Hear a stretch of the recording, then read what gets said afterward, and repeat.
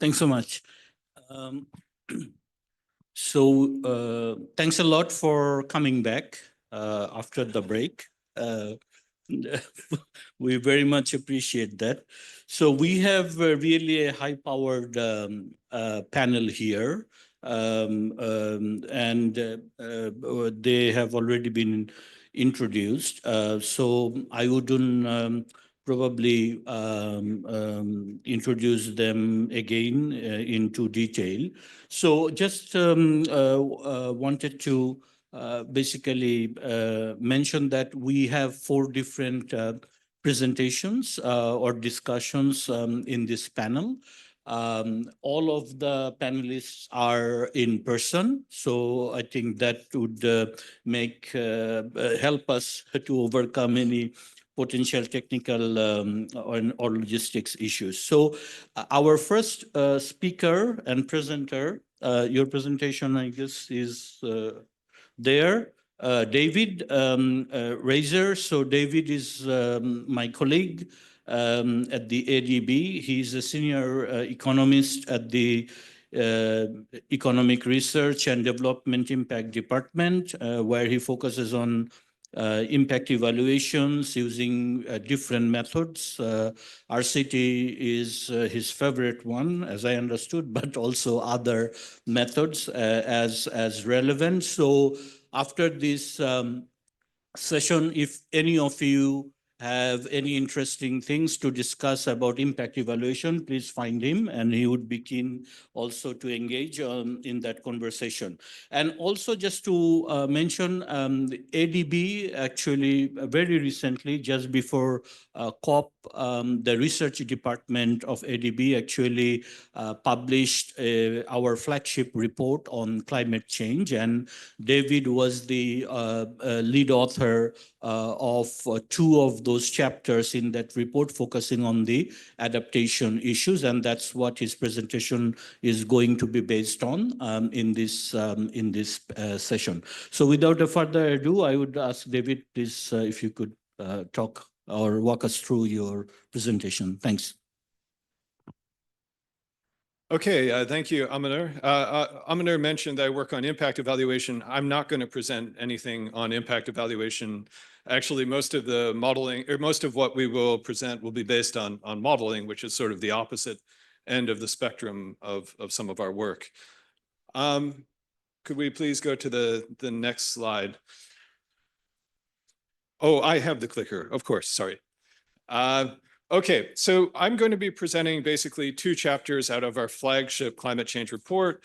One is about the impacts of climate change, and especially the economic impacts that could occur from climate change. And the second is on how one can think of adaptation responses to address the impacts. So I think everyone in this room is aware that climate change is not only occurring, but it's accelerating. The pace of warming is going faster, with 2/3 of warming since the pre-industrial era happening since 1970, in the lifetimes of a number of people, at least in this room. We also probably all know in this room that implemented policies that are actually under implementation, put the world on more or less a track to 3 degrees of warming, according to integrated assessment modeling of implementation of those policies. Nationally determined contributions reduce that to around 2.5 degrees, still far in excess of the targets of the Paris Agreement. We also know that there are some reasons that these might be conservative numbers. Equilibrium climate sensitivity, how much warming you get from an increase in greenhouse gas concentrations, that has been progressively increasing across different rounds of IPCC assessments. And there are even more worryingly, there are signs of carbon cycle feedbacks emerging. So methane emissions are rising very rapidly, and scientists are still struggling to understand exactly why.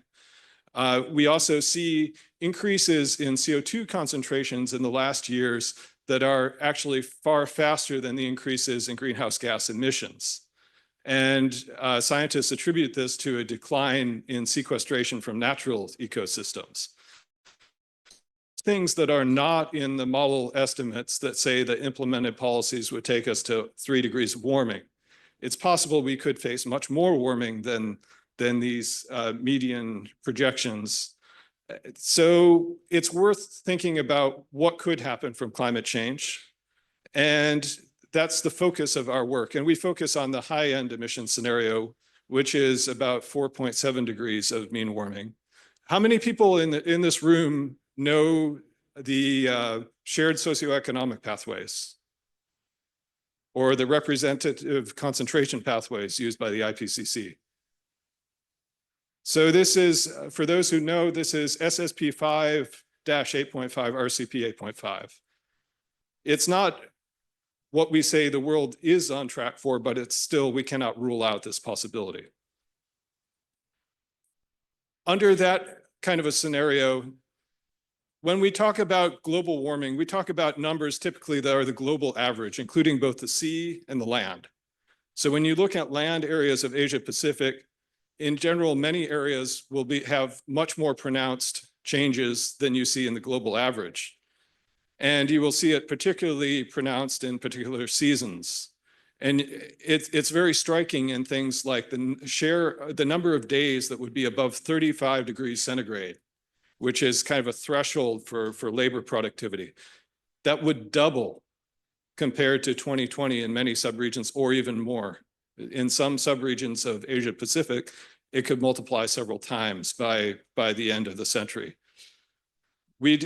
Rainfall would become much more intensified. So it would, maximum daily precipitation would rise by about 50% on average, maximum daily precipitation in this region, and 30 to 40% in other regions. Even as rainfall becomes more concentrated, there would be more drought because hotter temperatures create more evaporation and more evapotranspiration from plants. Sea level rise would be nearly a meter as a global average. And within specific areas, especially in Asia Pacific, relative sea level rise could be much more. When you look at the effects of sea level rise in the context of economic growth, you have the potential for sea level rise to cause around $3 trillion of annual loss of infrastructure and assets annually by 2070, with 50 million people affected. This is the combined effect of sea level rise, storm surge, and coastal wave action in the context of asset development in coastal areas. So there's a lot that's at potential risk. In terms of asset and infrastructure loss, of course, this is also concentrated in areas with more assets and infrastructure in coastal areas. So the numbers may appear a little bit biased, but it is a very important source of risk. Along with the effects of sea level rise and coastal inundation, you'll have more flooding from much more intense rainfall. You will as well have more river-based overflow. So stagnation from rainfall, river-based flooding. And we look at that through results from the GLOFRIS model. And the GLOFRIS model would show us about $1.3 trillion of additional damage to the coastal damage that could happen under high-end emission scenario by 2070, with 110 million people affected each year on average by flood events in Asia Pacific. These are not global numbers, these are Asia Pacific numbers. And here, the damage is much more concentrated in South Asia. So agriculture, we typically think of as vulnerable to the effects of climate change, right? Agriculture depends on rainfall and rain-fed conditions. It depends on temperature and many other climatic factors. Interestingly enough, we looked at the latest scientific evidence from the intersectoral impact model intercomparison effort.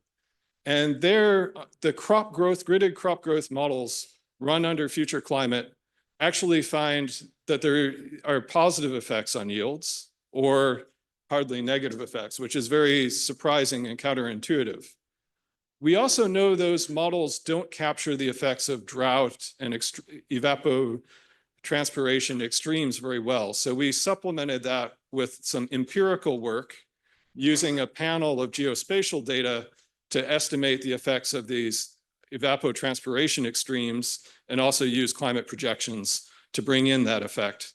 And the combined effects are that we find, particularly in South Asia, a lot of agricultural vulnerability to climate change, a lot of vulnerability for maize across all subregions, and wheat, it's really concentrated in South Asia, the vulnerability. For rice is empirically doesn't come out as vulnerable to the effects of drought. So the effects come out much more mildly for most subregions. Under hotter temperatures, it's harder for labor to be productive. People have to curtail their efforts, particularly in manual and exposed sectors, because otherwise heat stress affects the body. And we used empirical estimates for high and low exposure sectors of effects on labor supply and labor productivity, and use that with climate projections to look at the effects on labor productivity in aggregate. And we find high exposure sectors could have a decline of labor productivity of up to 30%, particularly in countries with hotter climates. Low exposure sectors would have about half the reduction. But this is also something that becomes enormously important. Along with labor demand, you have increases in energy demand as there's more energy needed for cooling. Natural ecosystems suffered, forests suffer from dieback, from fires and pest and disease introductions. We bring in model estimates that show 5 to 30% reduction in forestry yields. Oceans also are affected as ocean temperatures are becoming warmer, seas become acidified, and coral reefs are destroyed. We also bring in another couple models to look at effects on fisheries productivities, and we find declines of 10 to 25% within the region. Now, there are other important impacts that we don't bring into the model, but it's important to recognize. Health will be adversely affected. So health will be affected by cardiovascular burden from higher temperatures, from injuries, from extreme events, and from vector-borne diseases being transmitted further as the range of vectors rises under climate change. And even the ability to cope based on social and human capital can be adversely affected. There are empirical studies that show an association between violence and temperature. So it's possible that violence, including gender-based violence, criminality, and conflict could be increased. And we also know that learning outcomes in classrooms decline as classroom temperatures increase. So the educational effects and the ability to build human capital through our schooling systems could also be adversely affected. These are not things we can capture in the model. What we do to try and bring together the other kinds of shocks is we use a global dynamic computable general equilibrium model. It's called the ISIS model. And it's a model that's been used a number of times for this kind of assessment.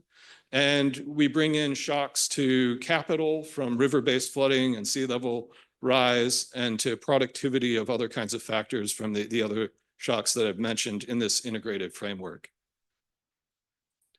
And what we find is that by 2070, the aggregate GDP loss to the Asia-Pacific region could be around 17%. So the average loss actually masks the fact that the losses are very much higher in vulnerable countries and subregions because, for example, the PRC has lower than average loss, and it's a large share of the economic activity of the subregion. So highly vulnerable regions could have around 30% GDP loss by 2070. The dominant driver of losses in the long term is actually the effects of sea level rise coupled with coastal inundation through storm events and wave action. And after that, the next highest source of loss would be losses to labor productivity. The composition of losses changes over time. So initially, it's much more labor productivity, energy demand.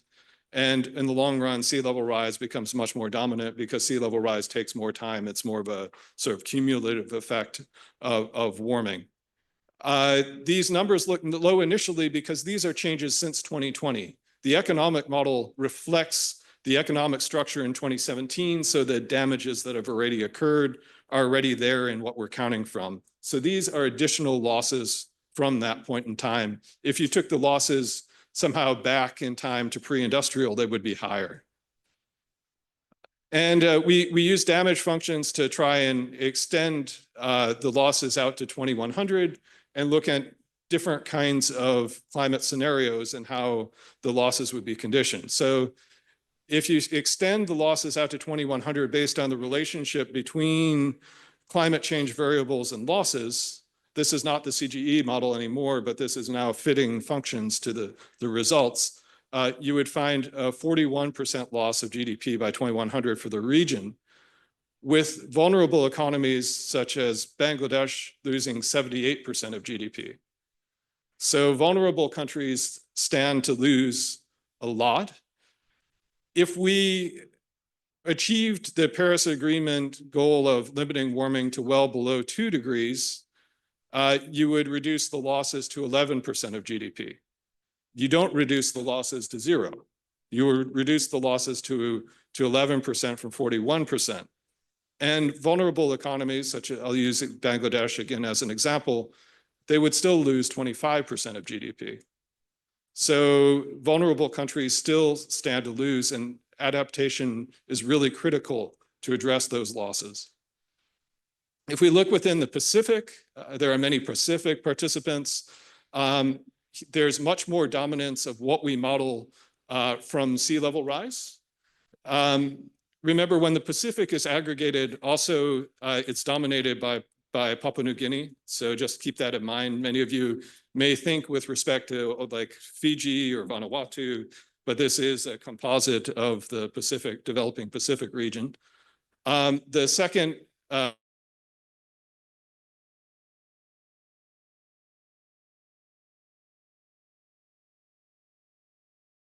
regional average.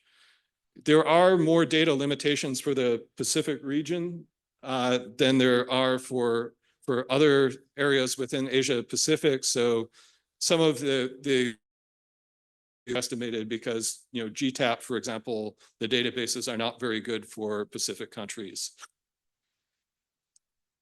Okay. Sorry, the clicker doesn't work anymore. No? Yeah. Oh. Okay, great. Thank you. So then the question is, okay, how to respond? And so we know that very much is at stake. I think everyone here in this room is aware of that. At the same time, there's a huge amount of uncertainty. So there's uncertainty about which policy pathway the world takes in terms of emissions. There's uncertainty about, you know, what the climate models showed because they're continually evolving. There's uncertainty about what that means in terms of specific channels of potential biophysical impacts. And there's uncertainty about how society will develop to condition whether people are exposed to these risks. At the same time, we also, with climate change adaptation, we have to respond to both slow processes of change and changes in patterns of fast onset events. And the effects are location, context, and time specific. So it is really a challenge to understand, you know, what needs to be done in particular contexts. And it's not a one-off decision that we can make. It's not that we can set adaptation policy and forget it. It's something where the science and our understanding is continually evolving. So we have to continually revisit options and have a living process of revisiting science and implementation. In addition, adaptation often exacerbates development needs that already exist. First of all, development itself is something that increases resilience and the ability to adapt. And second of all, at what is needed per se for adaptation may be an exacerbation of an existing need, such as flood protection or coastal protection, or ability to cope with heat waves or whatnot. In addition, there are many ways we can think about adaptation. So we've typically thought of adaptation in the left side of this kind of figure. We've often thought in terms of incremental adaptation, adjust activities, things that are reactive, things that are based on specific projects or adaptation of specific activities. But we know that climate change is something that will affect every sector. Sectors interact. And so we need to try and move upstream in our consideration of climate risks. And we need to move to responses that are systematic, strategic, and as climate risks amplify, are increasingly transformational. At this stage where we are, there are still many no regrets options because there's an intersection between development and adaptation. Climate proofing is something that can be universally done, and we can start to prepare for transformational responses now, even if there's a lot of uncertainty, by building option values. So for example, when if we do embankments for flood protection, one can build the base so you can have different levels of flood protection in the future. So that, and one can also take land use planning and easements, for example, that enable different kinds of protective measures later or minimize exposure. Okay, in terms of the responses needed, we have basically downscaled UNEP model-based estimates of adaptation needs. They find $102 billion of annual adaptation needs for the Asia-Pacific region. Using a set of models. They're primarily in infrastructure, coastal protection, agriculture, and river protection. There are the hard needs, but as well, there are many soft needs for systems, and there are cross-sectoral needs in order to reform economies so that they transmit climate shock signals and risk signals effectively so that people respond, as well as so they enable adaptive responses through things like land markets and through trade. The stated financial needs are in general much higher than the modeled needs. So the modeled needs have been done by use of a set of global models for specific kinds of risks. Stated needs these are numbers drawn out of national adaptation plans, NDCs, national communications, et cetera. Those numbers can include a lot of things that are not included in the modeling. The modeling, however, is consistent across different regions. So one cannot say that the stated needs is more correct or the modeled needs is more correct. But it is a large number, 431 billion annually. And if you compare to the actual flows of about 34 billion, including domestic resource mobilization as it's tracked, there's an enormous gap against either the modeled or the stated needs. Interestingly, in the Pacific, the modeled needs actually exceed the stated needs. And it is the region with the highest modeled needs per capita. Okay, this is the final slide. Apologies for a minute or two extra. So in order to adapt to the risks of climate change, we need stronger responses. First, we need better assessment and communication of climate risk. And that has to be in a living process given all the uncertainties and the evolving understanding. Though that assessment of risk needs to then be mainstreamed into a range of different decision processes, and they need to be communicated to a range of different decision levels. Planning, prioritization, and appraisal of adaptation investments can become more systematic. Adaptation still has potential to be upstreamed in national development planning, expenditure planning. There's a need to use more economic criteria in order to better prioritize and think about the sequencing of projects. And there are policy reforms still that can enable adaptive responses and resilience.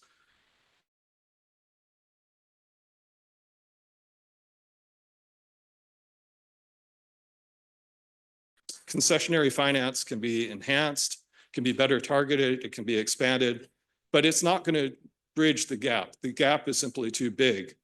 So there's a need for a wider range of sources with a wider range of financing solutions to address the financing gap. Thank you.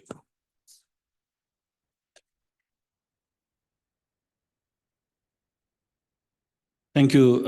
Thank you, David. So we just move directly to our next panelist, also my colleague, Jacqueline Connell. So she is a country specialist based in our ADB's Pacific Sub-Regional Office in Fiji, where she focuses on country programming across Pacific countries. So Jackie will take us through about some of the ways ADB has been trying to work in some of the countries to address these adaptation challenges and adaptation issues. So Jackie, over to you. Thank you so much. And good afternoon, everyone. I think we've just slipped over into the afternoon session, so it's a pleasure to be here. As Amin said, I'll provide some highlights and share some examples around ADB's approach to enhancing climate resilience in the Pacific. So as a multilateral development bank, ADB has a range of modalities, and in each country, we're aiming to tailor those to suit the development context, complement other development partners, and to support national plans and climate adaptation plans. We aim to provide fit-for-purpose climate solutions through looking at opportunities upstream, midstream, and downstream. So let me briefly explain what I mean by those terms in this particular context. So upstream, we're thinking about research and analysis, midstream around integrating climate considerations into national planning processes, including budget processes, procurement processes, and downstream project financing for infrastructure and national adaptation priorities. So let me share some examples, starting with upstream, where engagement is aiming to enhance the policy framework for climate resilience. ADB can offer research and analysis like what David has presented today and similar publications to help inform decisions and prioritization for climate adaptation and mitigation. We're also supporting multi-hazard disaster risk assessments, which assess risk at a system level, for example, a city or an island, and that information can be very helpful in helping to prioritize adaptation investments and planning decisions. Midstream, ADB is involved in helping countries to integrate climate resilience considerations into national planning processes, especially budget processes, public financial management, and procurement processes. A key way that we assist in that area is through policy-based programs. So my colleague Amin presented earlier around an example of a policy-based program in Bangladesh, which supported integrating climate considerations into the fiscal framework. We have similar policy-based programs across the Pacific, working similarly with climate change as a cross-cutting theme. In preparing those programs, we coordinate closely with other development partners who are providing support in that space to harmonise and to enhance the support there. Within the policy-based programs, ADB also has a modality of contingent disaster financing, which can offer fast dispersing, flexible funding to help countries deal with the risks of extreme weather events. So as we've heard today, the economic cost of disasters can be extremely large, especially for small island developing states, given their small economy sizes. And contingent disaster financing can be one way that ADB and other partners alleviate the worst impacts of extreme weather events. As an example, in November last year, the government of Tuvalu requested ADB support following their declaration of a state of emergency due to extreme drought conditions that left many communities facing water shortages and at risk of waterborne diseases. Less than 48 hours later, ADB was able to disperse a $4 million grant to help the government to mobilise urgent water supplies and desalination equipment for remote communities. So in that way, contingent disaster financing can help speed up recovery in communities, and it can also help countries avoid having to divert or reallocate funds away from social programs to deal and to cope with disasters. Finally, moving to downstream, ADB is supporting climate resilience through supporting project preparation and project financing. So this includes integrating climate resilience considerations into infrastructure planning and projects across sectors including energy, water and urban development, health and education, transport, as well as coastal adaptation. One of the focus areas is around ensuring the sustainability of any infrastructure assets that are financed, and this involves looking carefully at the design and procurement stage around sustainable and efficient models of maintenance to ensure those assets can deliver long-term benefits for climate resilience. ADB uses the Asian Development Fund grants and can provide low-cost concessional loans to assist with project financing. We can also mobilise co-financing from other donors and international climate funds.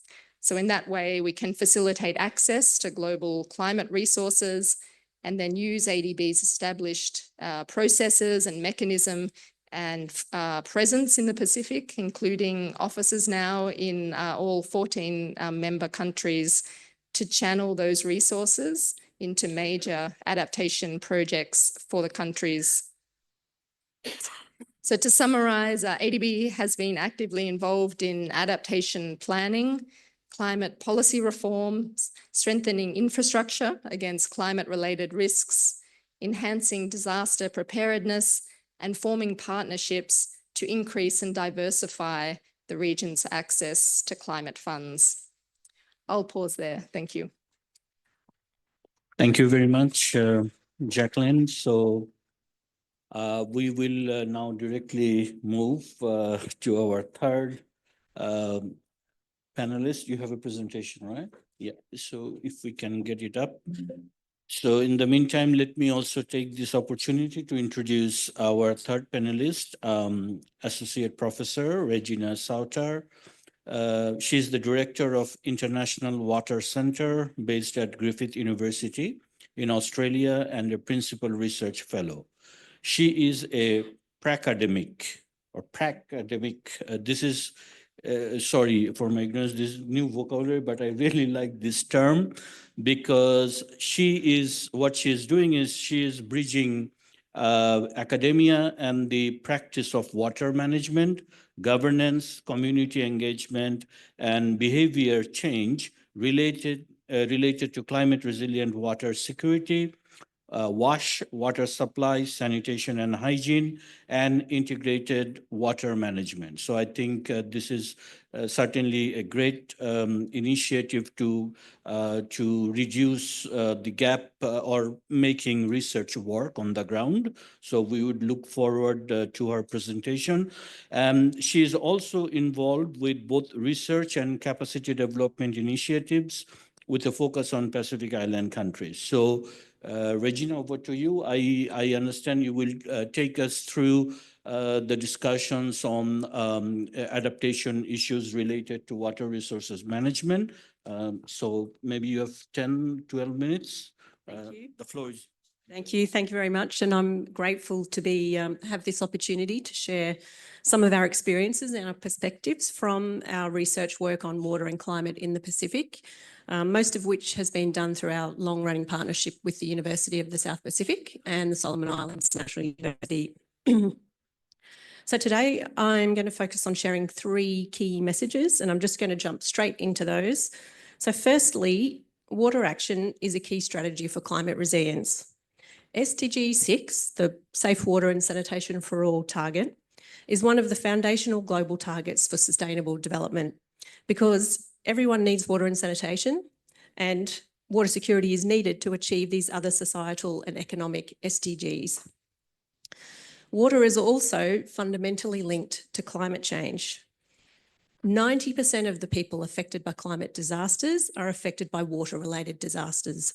And 95% of the loss and damage to infrastructure is caused by water-related disasters. So in the context of contributing to climate resilience, water security makes a much larger contribution to climate adaptation than it does to climate mitigation, particularly in the Pacific. And as you might guess, this is because freshwater is a key pathway by which climate change is manifest or is expressed, most commonly through increasing floods, droughts and storms. Yep, great. So I want to take a moment here to just share the Pacific definition of water security, which basically encompasses access to secure and safe water and sanitation, as well as mitigating the impacts of freshwater hazards such as floods, for the protection of people, economies and environments. So in terms of broader resilience, we know that access to water, along with food, shelter, livelihoods, is one of the fundamental determinants of adaptive capacity and resilience of people. So water action is a key strategy for climate action. But in the Pacific, progress on climate resilient water security is slow. This Oceania region here, only 57% of the population has access to basic drinking water. So not even safe drinking water necessarily. That makes this region the global region with the lowest rate of access to water. And it's also the slowest progressing of all of the global SDG regions. One of the key reasons that progress has stagnated in many Pacific countries is the frequency of disasters. Most of these are climate related and they are damaging infrastructure, water and sanitation systems and water resources directly. In rural areas, communities are responsible usually for managing their own water security and sanitation. Water supply is either managed at the household level, such as through rain tanks or wells, or at the community level with collectively managed water systems. This is already a difficult ask to be water and sanitation system managers trying to deal with water security challenges. Climate change through droughts and damage to infrastructure, resources from flooding, storms and sea level rise make this an even more difficult task. In the urban underserved settlements of the Pacific, meeting daily water and sanitation needs there is also very difficult. The limited access that septage trucks have to empty on-site sanitation means that much of this waste remains in the community and risks widespread contamination with fecal matter when it rains. In these settlements, water utility connections can often be accessed, but with residents installing and managing their own water supply pipes, sometimes hundreds of metres from the boundary of the settlement to their houses, these pipes are pass over and under other houses, are strung across waterways and travel through poorly drained areas. So they're highly exposed to many local hazards, causing water loss and contamination of drinking water. With informal settlements often being located on hazard-prone land in urban areas, we're really starting to see a multiplier effect where climate change is having greater impacts on these marginalised communities because of the interaction between those climate and local hazards. There's a lot of evidence now that without climate resilient water security, the health and well-being, the participation in livelihood activities and in education, especially for women and girls, is seriously compromised. And so we see that climate resilient water security is one of the keys to broader resilience of people and communities. To my second point, we collectively have some pretty good ideas about what climate resilient water security looks like in Pacific Island countries. Obviously, infrastructure is important for accessing water resources, for protecting them from pollution and mitigating flood and storm damage to both water and other community systems. But after decades of failed investment in water infrastructure, we understand now that sustaining the management, operations and maintenance of that infrastructure has been a key missing piece. And with many systems, water systems failing within 2 years of installation. Strong community governance and water management structures are really critical to underpinning water security. As well as being technical infrastructure operators and repairers managing supply and demand, Community members also need to become business managers, handling the financing of water systems, and risk managers in order to mitigate pollution of supplies, minimise water loss, and mitigate flood and drainage impacts. And they need to be public health practitioners, minimising diseases linked to wash or water supply, sanitation and hygiene. And so they need to stimulate behaviour change and collective action in communities to encourage people to pay their water fees, to conserve water and practice safe sanitation and hygiene. This was mentioned earlier about learning from the health sector. We have been doing this ourselves with our partners in government and civil society, and are experimenting with integrating social marketing strategies alongside educational strategies to strengthen interest and prioritisation of water action amongst broader society. The need to manage risks to water security also takes community members beyond their boundaries into catchments, where both formal and informal governance mechanisms are going to need to be necessary for those communities to be able to address water security challenges that often originate upstream by others in the catchment, such as from poor sanitation, farming, logging or mining, all of which affect downstream flooding, water quality and water scarcity. So, as we've heard from many others here in the last couple of days, people are central to resilience, and they're central to resilient water systems, because without those people-centred building blocks, infrastructure fails. From our own research, we see that taking a locally led approach really supports a strengths-based approach where communities leverage their existing social structures and their knowledge to plan and organise and cooperate on water security management in ways that are socially inclusive. But we do need to provide ongoing support communities in both rural and urban marginalised populations for planning, managing, financing, inspiring and ensuring accountability for climate resilient water and sanitation. And this really needs to be localised to specific climate hazards, environmental conditions and social settings. In urban areas, we're experimenting with participatory planning that draws on GIS, used to integrate social, environmental and climate data, and using participatory GIS to fill gaps in climate hazard data. And we think these approaches can really help to inform urban planning for climate resilient water, sanitation and services for these marginalised populations. On to my final point, which is that water action is really underrepresented in climate action, both globally and in the Pacific. Despite knowing that water is an important part of action on climate change and largely knowing what to do, we rarely see large-scale action to strengthen climate resilience through water security and WASH. As part of the development of the Pacifica Water Security Engagement Strategy, we looked at the climate commitments of 22 Pacific Island countries. Only one of those countries, Micronesia, paid explicit attention to water security as a pathway for climate resilience. 4 others briefly mentioned water security in passing, and the rest didn't talk about water security at all. Why is this so?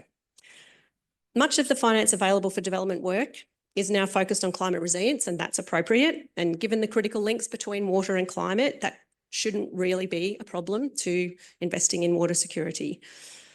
You're probably aware, and we've heard a little bit about the underinvestment in adaptation compared with mitigation. I think the World Bank and WaterAid recently both assessed that around 5%, only 5% of global climate financing is directed towards adaptation. So that's a problem. Within that, the water sector as a whole receives around 35 to 40% of that adaptation finance, but only a quarter of that is going to low-income countries. Secondly, I will confess that maybe one of the reasons for the lack of climate investment in water and WASH is that from our sectors, we haven't been very effective in communicating why climate action requires water action. We haven't sold the efficiency of investing in water security for climate resilience. Very few of the stakeholders that we interviewed as part of the Pacifica Water Security Engagement Strategy were really able to clearly articulate why water action is an important part of resilience in the Pacific.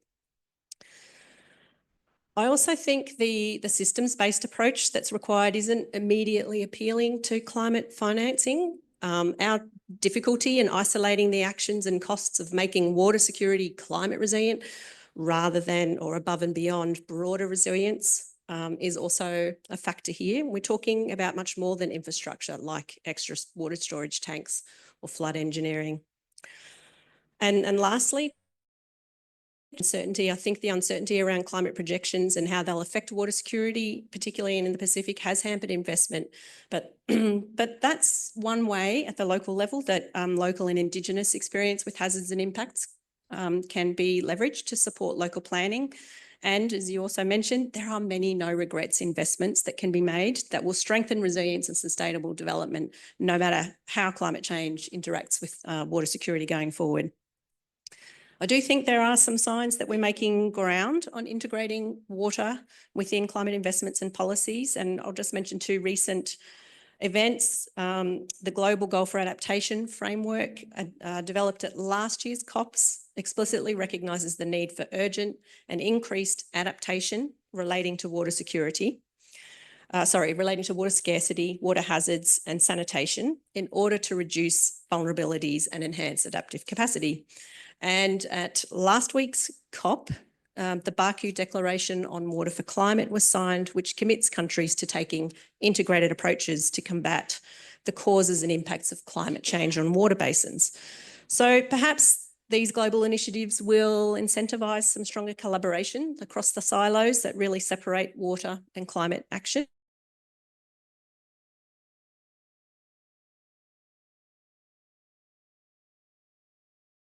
Just by showing a small part of a video prepared by the Solomon Islands National University, which describes in part the context of water security in rural communities and a localised approach to planning water safety and security. And a key here is that it takes a strengths-based approach. It acknowledges that the government's capacity to support communities is very limited, and there's much uncertainty about what climate change will look like on the local scale. So we'll only play the first 3 minutes or so, but please do search this on YouTube if you're interested to know more, or come and talk with me later. Thank you.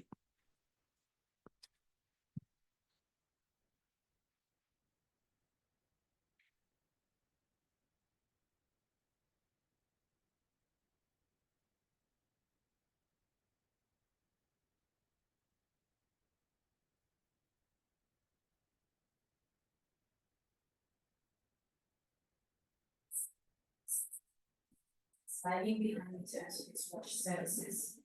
Around 80% of the population reside in rural communities across its 9 provinces. In the rural areas, only 54% of people have access to a improved water supply.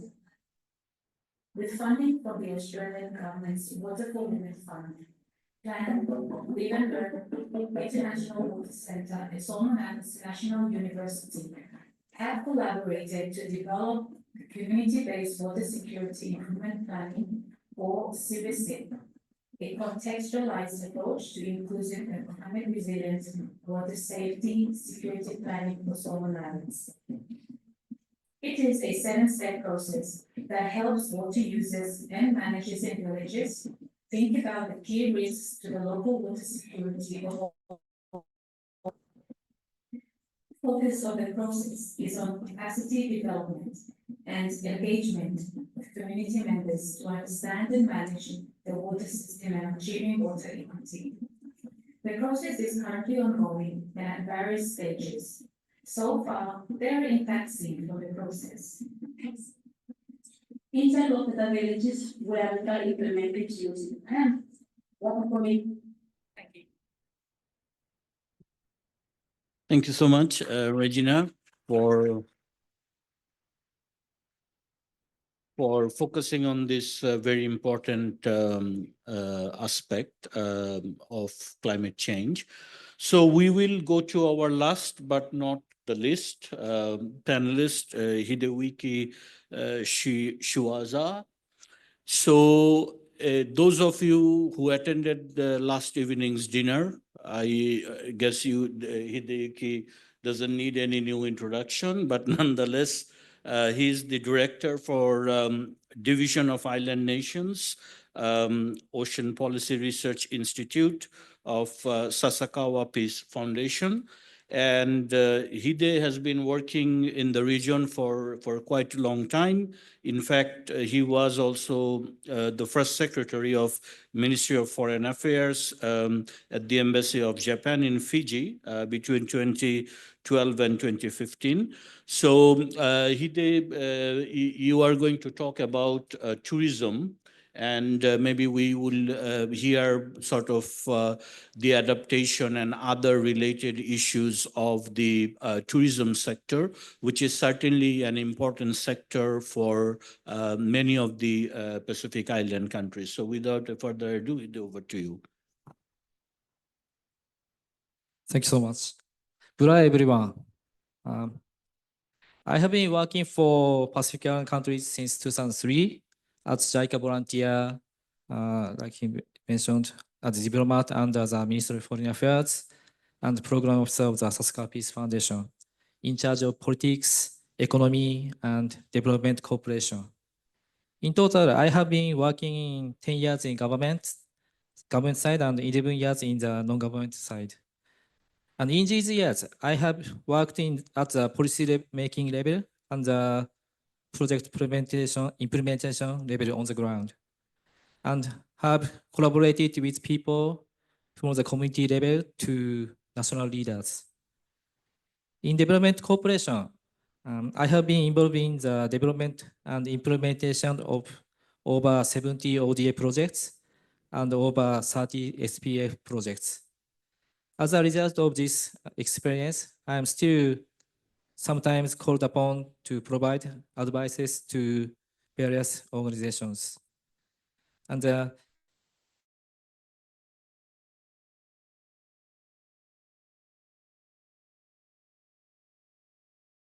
when many donors develop projects, the policies of the recipient country and the priorities of the donor have a significant impact.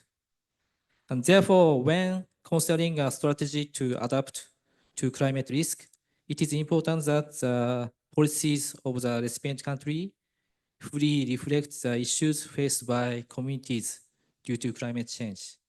And today, I will talk about one example of the byproduct effects of the project to introduce environmentally conscious tourism in Palau.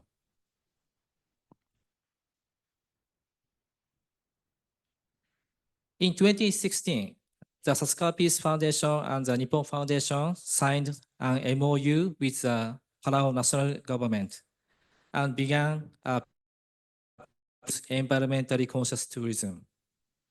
At that time, Palau was prioritizing economic growth and was achieving economic growth of over 10% a year through tourism promotion. But there was also damage to the social and natural environment caused by over-tourism. For this reason, the aim of this project was to balance the economic benefits of tourism with the protection of the natural environment and culture. And there are two achievements. The first is the establishment of appropriate methods for utilizing tourism resources through least acceptable change. We call it LAC. This involves the government, tourism operators, and tourists setting least acceptable change using objective and subjective indicators for the use of natural resources for tourism in order to balance economic benefits and environmental impact while controlling the concentration of pressure on the natural environment. The second achievement is the establishment of the community-based ecotourism Sasaka model. The Sasaka model is a local community-led tour model that connects local resources with themes and stories to provide authentic experiences for visitors. In this type of tourism, people in the community make appropriate use of their natural environment, mythology, folklore, and everyday life as resources. And this provides economic benefits to people in the local community who are the custodians of these resources. Although it makes almost no contribution to the national economy, but it has a significant impact on the microeconomy at the community level. Now, I would like to introduce Palau again. Palau has population of around 20,000, and there are 16 states. The country's financial scale is around 100 million US dollars, and its GDP is around 300 million US dollars. Excluding the areas of states of Koror and Airai, the population of each state is between 100 and 500 people. The Constitution of Palau provides that each state has ownership of the resources from the land to 12 nautical miles. In addition, modern and traditional societies coexist. Because their traditional culture and natural environment are closely linked, environmental protection is also a matter of protecting their identity. Therefore, to move our project forward, I have held more than 30 workshops and dialogue meetings with the national government, state governments, traditional chiefs in each state, and people in the communities. As a result, through this process, people in the community have become more aware of their ownership of tourism, and the government has also recognized the role and importance of local people in the tourism sector. This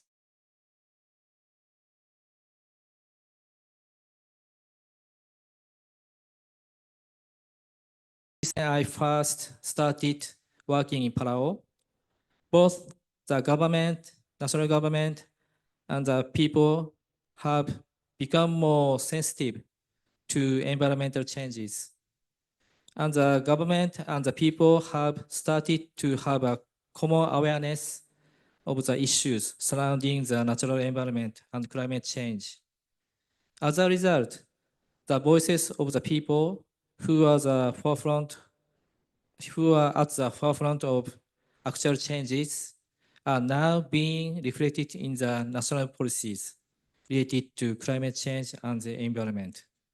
And I believe that this case of Palau, where the voices of people in the local community are reflected in national policy, will contribute to the strategic and effective adaptation efforts to climate risks by donors and recipient countries.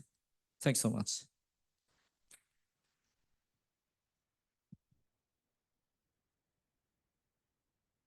Thank you very much. I think we have, quite sufficient time to take questions and answer and go back to the panelists. So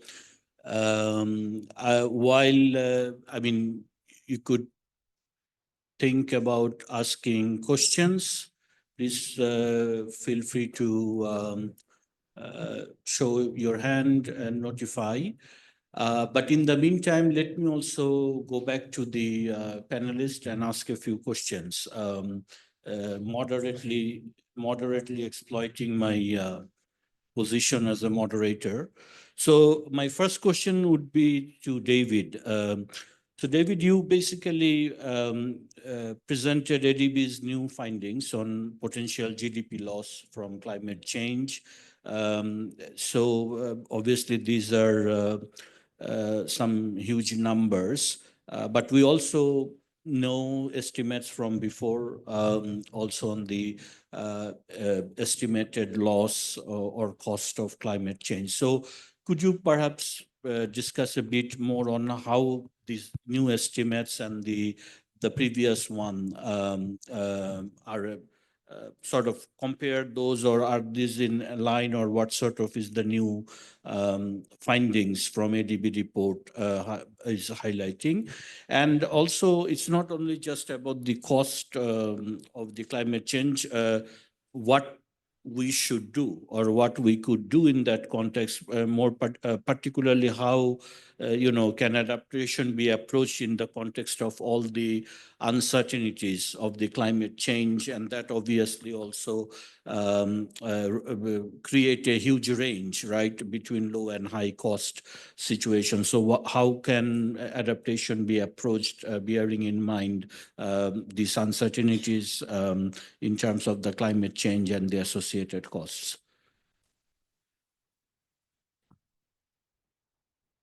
Okay, thank you. So I joined ADB just over 11 years ago now.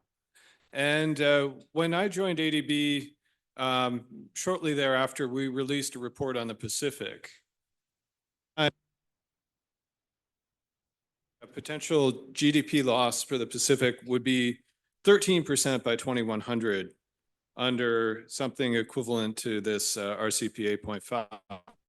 And now it's 42%. So in the space of around a decade, the losses that we come up with have tripled. And it's an evolution that hasn't happened only in the work that we do. It's happened also in the outside literature. And what has happened is there's much more appreciation of the persistence of some of the channels of impact. So before, we would have thought of impacts as something that sort of affect economic output. But now we think of impacts as things that affect the capital base of the economy. And things that affect the capital base of the economy are effects that then carry forward, and things that affect the productivity base of the economy. So the way we've thought about the impacts has evolved, and you see the numbers getting bigger.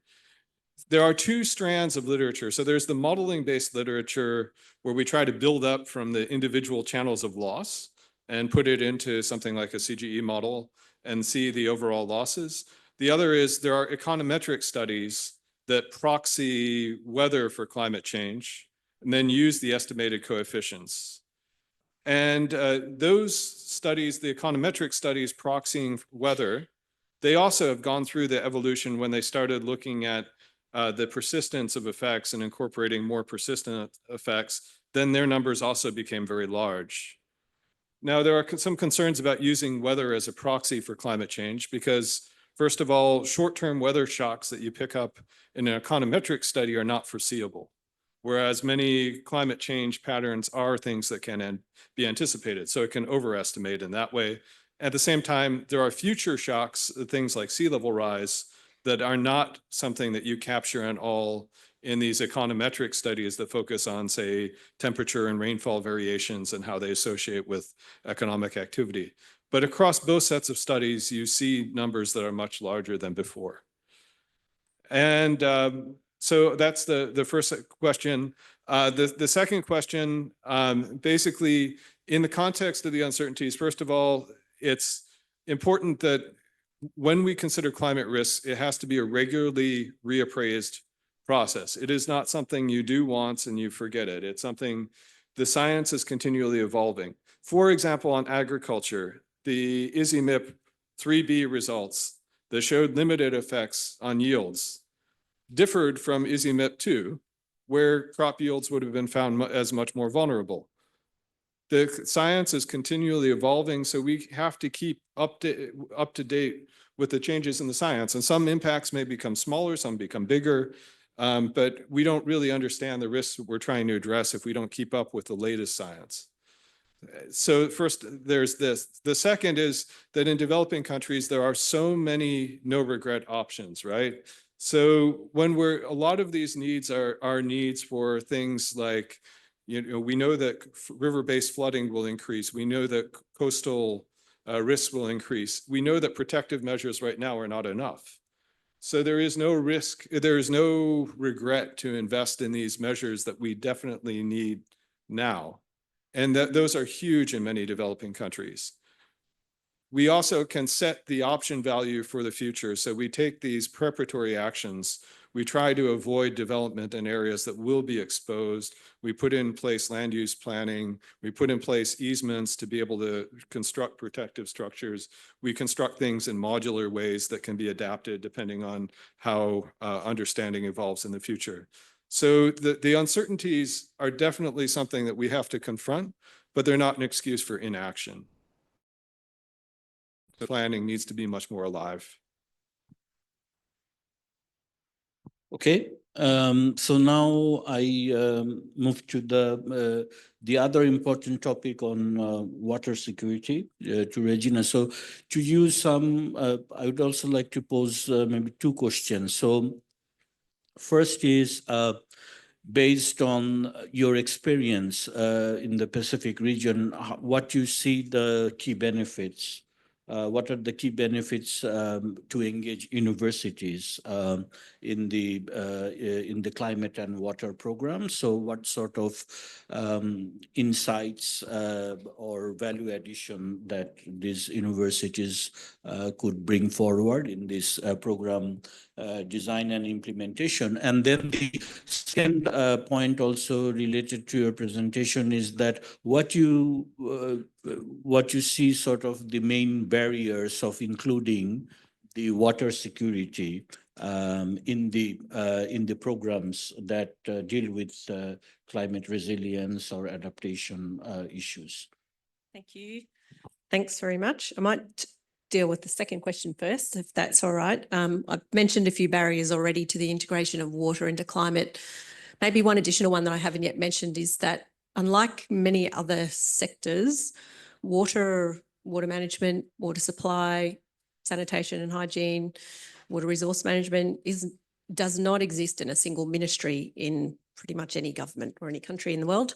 It's really spread across many ministries. And as a consequence, there isn't a single ministry for whom this is an important or the most important issue.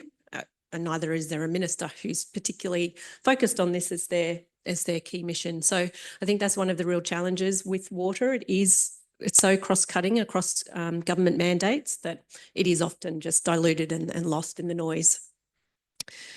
On the first question about research partnerships, obviously I have a slightly biased perspective on the value of research partnerships. And we've been working in a few different kinds of partnerships in the Pacific. I mentioned that we've had a long-running partnership with USP and with SINU. We usually, when we can, partner with governments and civil society organisations. So we have this combination of policymakers and practitioners, local universities and international universities as well. And I think that's a really powerful combination. And maybe I'll share an example as a way of demonstrating some of the value where we've been working with the Ministry of Health and Medical Services here in Fiji. We initially, a few years ago, had done some research looking at why is rural water security so difficult. The government has a program around water safety and security. Why is it not leading to safe water and secure water for these communities? We were then able to share that evidence base with the ministry around what is happening in communities following their interventions.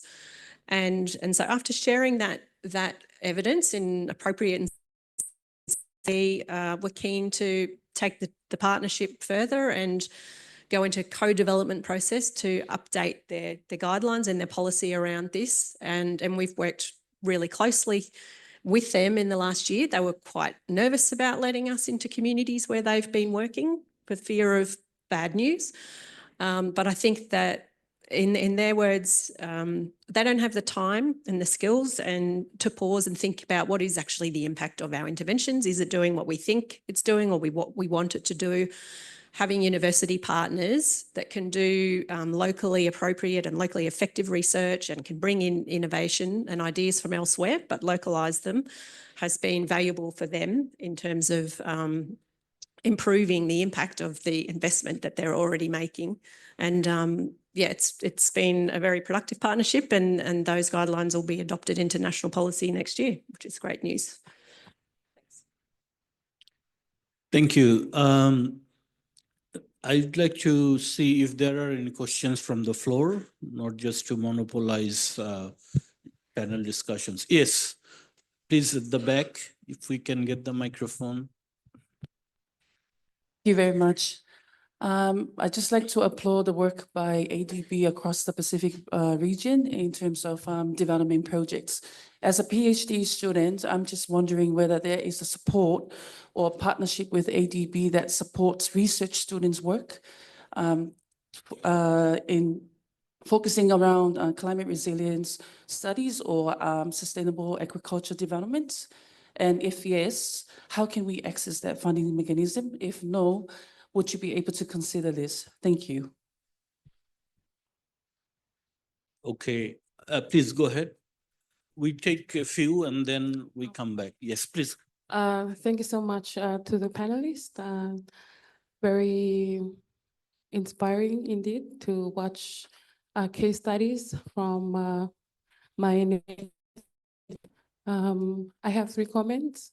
First and foremost, I want to be a collective voice of the Pacific Regional students to thank the Sasakau Peace Foundation for funding our participation here at the Global Development Network Conference.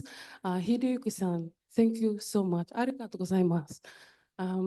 Secondly, I wanted to comment on the mention on the IPCC report.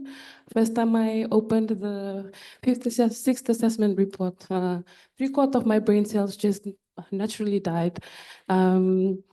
It's not easy to understand the science or the beautiful, confusing graphs that we see on the report. And I understand that it takes a lot of work. I'm not trying to undermine or underestimate the very hard work of scientists from across the globe. I'm sure it's for scientists by scientists, and so is the policies. It's for politicians by politicians, and where I'm getting to is this. I would like to recommend, if you can, for everyone who are seated here, please take a look at the POCA report. If you are familiar with the IPCC report, I'm recommending please read the POCA report, POCCA report. You can Google it, it's well available. It's the Pacific Ocean Climate Crisis Assessment. It's mimicking the IPCC report. When we see the IPCC, it's lacking the human aspect. The human aspect is lacking in the IPCC report. So when we developed this report, we included case studies from 16 Pacific Island countries that has their case studies regarding 20 different chapters. And the most importantly, and I really want to make sure that you listen to this very important statement I'm going to make. It's for the Pacific, by Pacific Island people. So when we are writing our report, we are narrating our stories on how we want it to be represented and narrated on a global platform. We want to be well represented when it comes to our work in the Pacific Island country. And from the water, I would really like to acknowledge your work in the water security in the WASH area. Thank you so much for going to grassroots community level and making sure that they get sanitation water. Thank you so much for everyone. Thank you. Yes, why not we take you the last, at least for this round, and if we have time, we'll go back, please. Okay, thank you very much. My questions go to Mr. David Systems, right? Okay, I just want to come back on your statement regarding the GDP losses due to climate change. So suppose that you are using econometric regressions. How do you take into account, non-observable variables, idiosyncratic shocks, and geopolitical factors in that type of regressions? My second question, please. You talk at some moment about concessional finance, which is mainly gas. So what do you think about the inclusions of vulnerability example in that process in order to take consistently into account the needs of countries. Thank you. Thank you very much. So I think so some of the questions are related to measurement, and I would let David at least to start with that, and other panelists are welcome to contribute. Then there are a couple of questions related to ADB's engagement with research students and so forth and so on. So we will also try to respond to that. There is a generous comment made to Sasaka Peace Foundation. I do not know if you want to respond or announce another sponsorship, but I will leave it up to you at the end. So why not we start with the measurement questions, and then on the vulnerability part and the concessional financing, we will also try to address that question if time allows. So you start with measurements and we'll go. Okay. Yeah. So first of all, just to clarify, our work here is not there's only one regression-based element, and that's the evapotranspiration extremes on crop yields. The rest is all computable general equilibrium modeling. So it's not a regression specification, but the CGE modeling has to represent the economies of the countries, right? So each is calibrated so that it reflects the economic structure and the way the economy would evolve under SSP5. And then we introduce the shocks into the model from various sources. So it's a model-based number rather than really a regression-based number. Yeah, so it's great to hear that you have your own type of climate change report also. I think in the latest IPCC report, they did not also report economic losses from climate change. So the whole socioeconomic impacts were not included.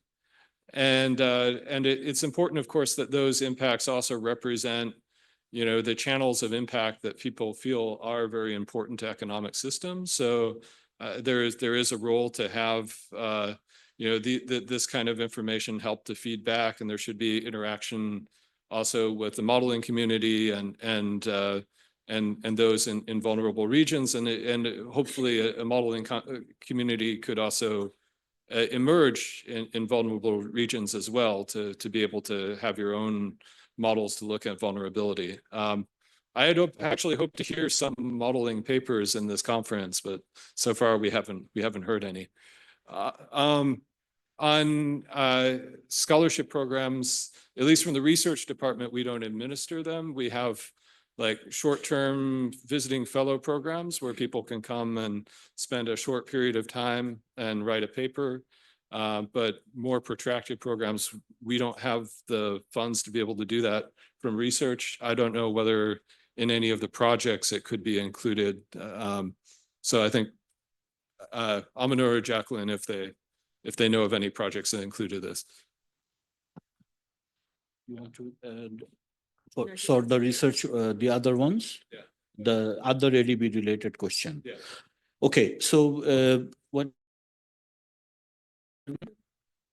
That's the engagement. Sure, thank you. Just on the question around research, so education certainly is an important sector for ADB in the Pacific, and we do have a flagship technical assistance facility called Strengthening Education in the Pacific Region, which is supporting the objectives of the Pacific Regional Education Framework, also known as PAC-REF, for regional cooperation objectives there. We also have some engagements and initiatives with USP, including around course offerings in monitoring, evaluation, and learning.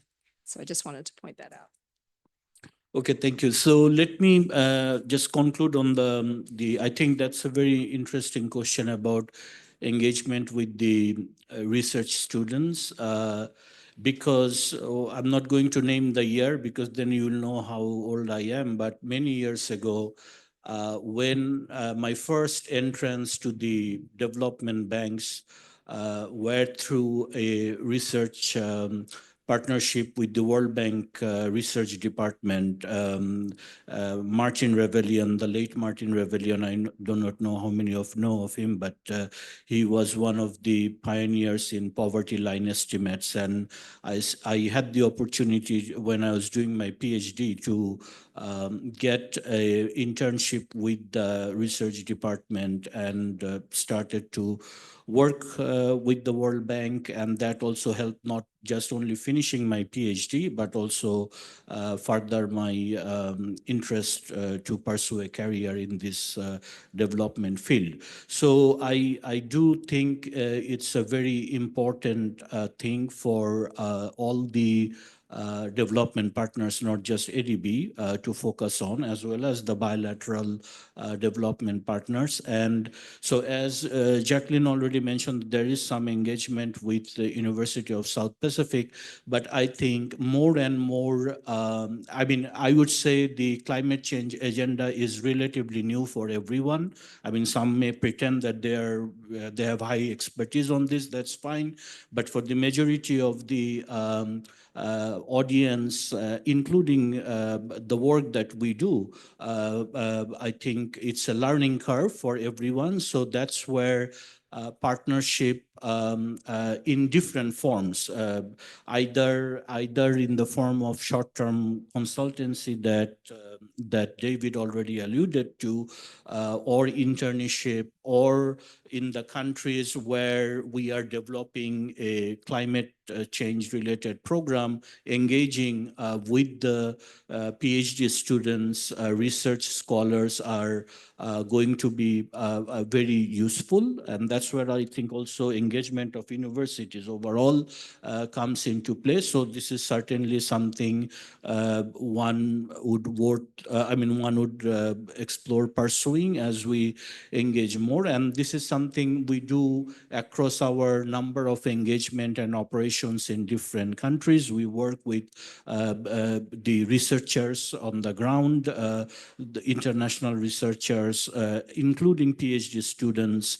For instance, I'm currently working with 5 different PhD students on different projects. So certainly this is something that we are engaged, even if not formally through certain fund, but through other mechanisms, and certainly it's worth pursuing.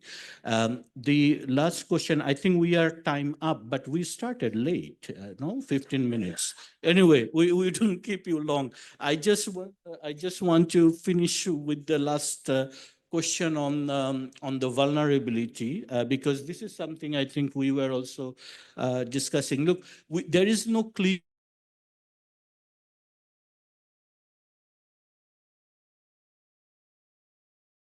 I was in Palau, and the dilemma there is that it's a very high income country, so it cannot access IDA financing from the World Bank, but it's also highly climate vulnerable, and they do not have the capacity actually to borrow, and not certainly at a rate of middle income or country, right? So this is, I think, is an ongoing challenge to focus on that. How do you allocate the concessional financing, not just considering only on the GDP level per capita, but also how you bring the vulnerability aspect. And a case in point is Bangladesh, because as many of you know, Bangladesh still has a plan to move to post-LDC status. And the concern there is that once you actually graduate from your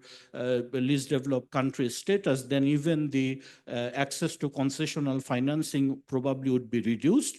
But nonetheless, Bangladesh, as you heard many times, is a highly climate vulnerable country. So I think there has to be a work going forward on to come to sort of develop a vulnerability indicator that is acceptable at least by the majority of the development partners. As a matter of fact, I just had a discussion with IMF last afternoon also on this point, that developing because there are already in terms of concessional financing allocation of different development partners. So that would be, so it's a work in progress, but I think progress also need to be made in this area going forward. So with this, I hope we come, yes, we saw time up. Let's go for lunch. Thank you.